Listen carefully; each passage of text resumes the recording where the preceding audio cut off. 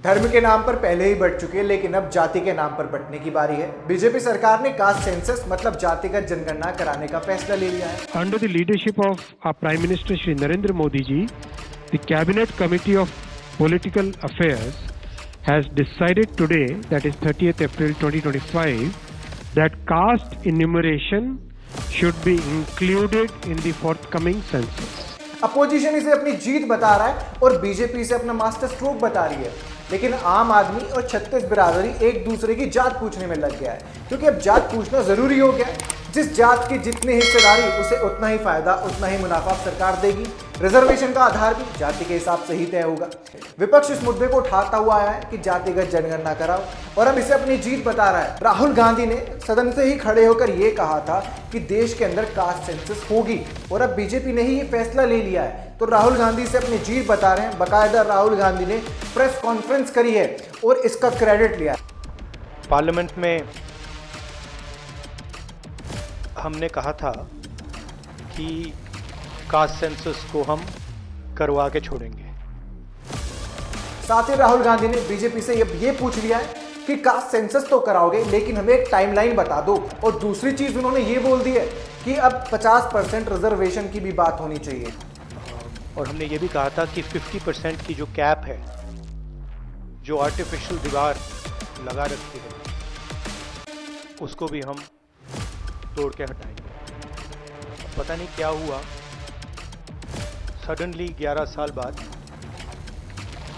नरेंद्र मोदी जी कहते थे कि सिर्फ 4 जाते हैं, सडनली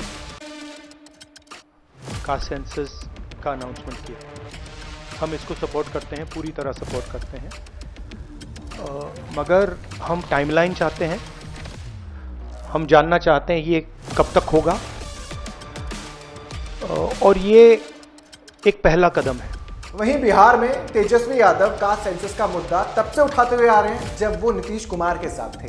बिहार के अंदर कास्ट सेंसस एक बार हो भी चुका है, लेकिन उसको जारी नहीं किया गया, पब्लिक के सामने नहीं रखा गया। लेकिन तेजस्वी यादव के पिता लालू प्रसाद यादव ने कहा है कि हम बीजेपी की आरएसएस मानसिकता वाली सरकार को ऐसे ही अपने इशारों पर नचाते रहेंगे, और उन्होंने नचा भी दिया है, क्योंकि बीजेपी जो कल तक कास्ट सेंसस को अपोज कर रही थी, आज कास्ट सेंसस कराने के लिए तैयार हो गई है।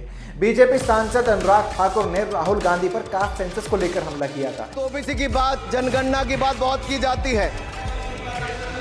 माननीय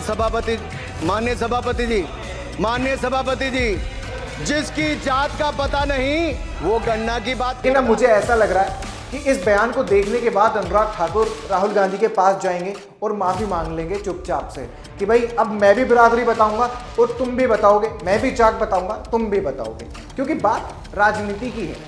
बीजेपी कार्यकर्ता इसे अपना मास्टर स्ट्रोक बता रहे हैं, कह रहे हैं कि विपक्ष के पास केवल एक ही मुद्दा था, वो था कास्ट सेंसस का, जातिगत जनगणना का, जिसे वो बार बार उठा रही थी। और पीएम मोदी के इस फैसले से विपक्ष के पास ये मुद्दा भी नहीं रहा।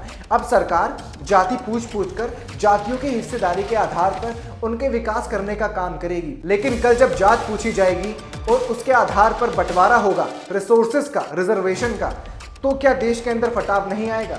अब सरकार तैयारी कर रही है देश के अंदर कास्ट सेंसस, जातिगत जनगणना कराने की, लेकिन देश की यही सरकार नारा देते हुए आई है कि बटेंगे तो कटेंगे, एक रहेंगे तो सेफ रहेंगे। लेकिन शायद राजनीति के लिए इन सब नारों को सरकार भूल गई है और खुद तैयार है अब देश को जातियों में बांटने के लिए। वैसे तो बीजेपी ये कहती है कि वो गुलामी की बेड़ियों को तोड़कर आगे बढ़ना चाहती है, लेकिन हिंदुस्तान के अंदर जातिगत जनगणना अंग्रेज कराया करते थे ताकि वो जातियों के आधार पर हिंदुस्तान को बांट कर रखे, और आज बीजेपी सरकार ने ये फैसला लिया है। तो ये बात सोचने वाली है कि हमने कितनी गुलामी की जंजीरों को तोड़ा है, और कास्ट सेंसस हमारे लिए अच्छा साबित होगा या बुरा, ये हर एक हिंदुस्तानी को पता है।